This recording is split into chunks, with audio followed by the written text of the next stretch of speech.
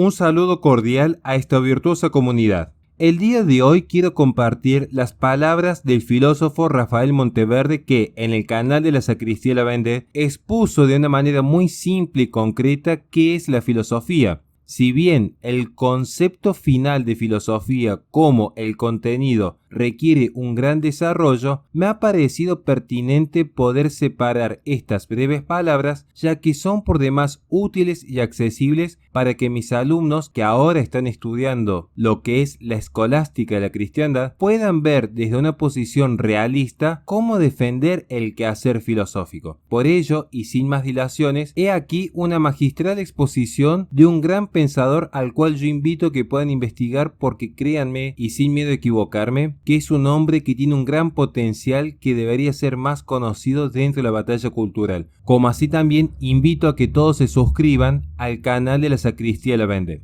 Muchas gracias de corazón. Yo quería hablar de tres cosas, tres ideas para introducir a esto de qué es la filosofía, ¿no?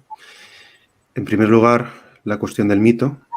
En segundo lugar, la aparición de la fe judía. Y en tercer lugar, la aparición de la filosofía, por orden cronológico, ¿no? De alguna manera, ¿no? Porque en el orden de la historia han aparecido en distintos momentos, ¿no?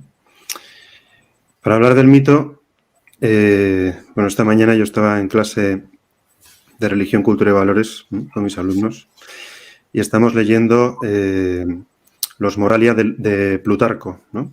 Filósofo neoplatónico del siglo I, siglo II después de Cristo, ¿no?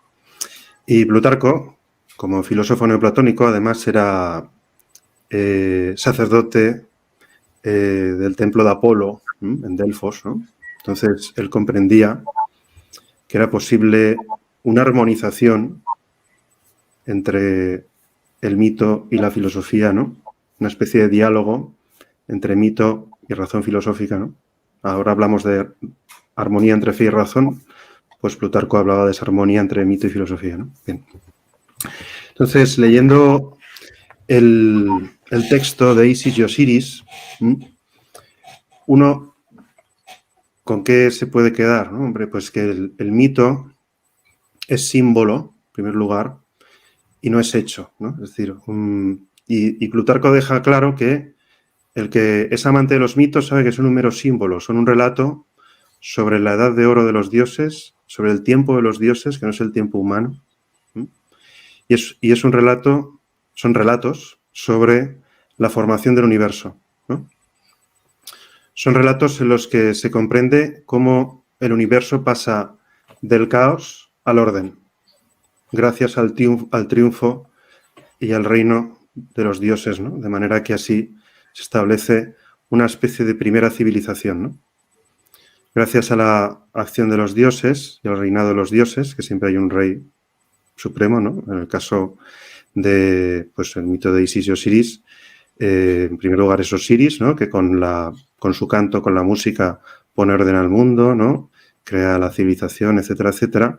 Solo que por la envidia de su hermano Seth, el dios del desierto, ¿no? El dios de lo infernal, por decirlo de un modo, allí donde no hay vida, pues le tiende una trampa y organiza una fiesta en la que hace un juego, por decirlo de un modo, en el que tiene una especie de ataúd o de sarcófago hecho a la medida del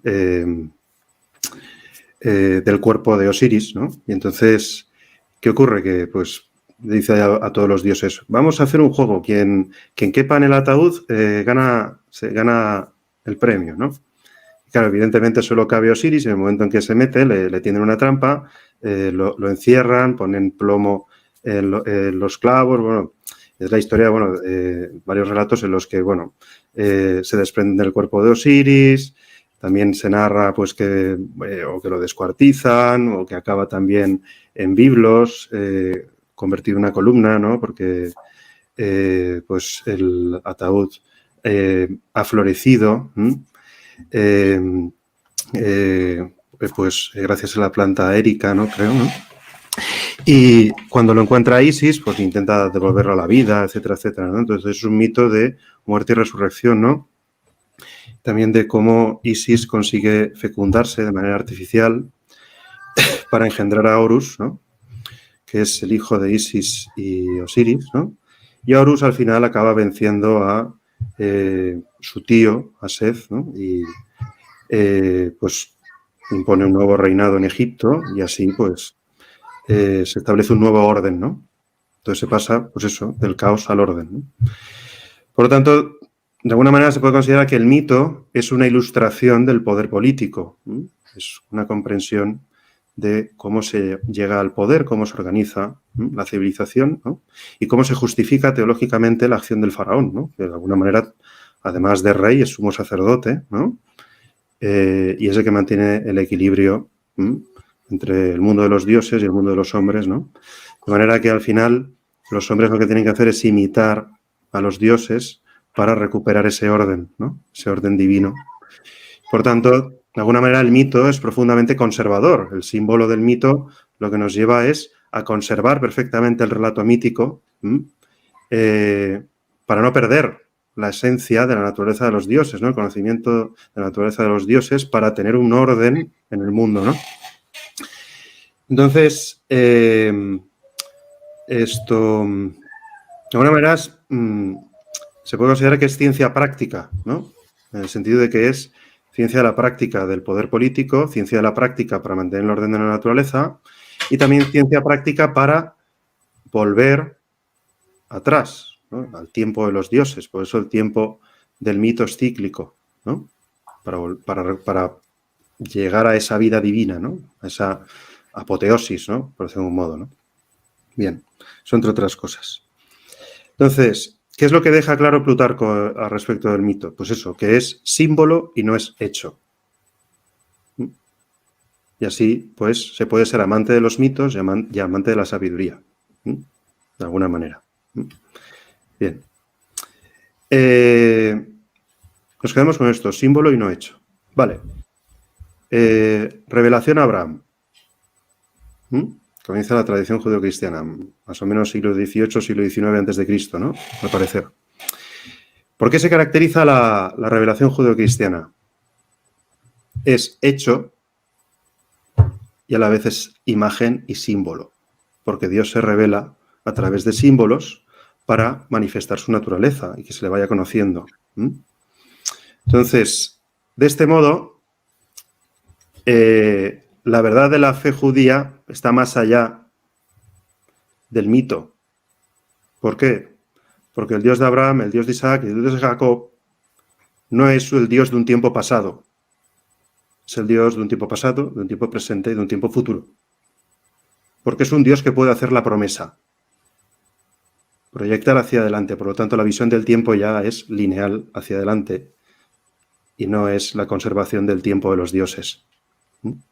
Además, si nos centramos en el relato del Génesis, encontramos que el Dios que crea el universo no es un Dios que consigue pasar del caos al orden, sino que siempre es orden. Nunca pierde su poder creador. Desde el principio el acto creador de Dios es perfecto. La imperfección viene después por la desobediencia de los primeros hombres, de Adán y Eva. Pero Dios no pierde su poder, ni su orden. Su orden universal, cósmico. Eso es muy importante. Por lo tanto, se puede considerar también otra forma de ilustración, porque está hablando de la razón universal desde el principio, la fe judeocristiana. No solo es eso. Si vamos a la zarza ardiente, Éxodo 3:14, nos encontramos con que el Dios que se manifiesta a Moisés, se le revela, se le manifiesta como el que es siempre. De alguna manera, no, como dice Santa Teresa de Jesús, yo que vivo en Ávila, Dios no se muda, Dios no tiene cambio, no está sujeto al cambio, está más allá del tiempo. Por lo tanto, es superior a los dioses paganos, que son hijos del tiempo, son hijos de Cronos. De alguna manera se empieza a atisbar la eternidad. No se empieza a atisbar, se atisba.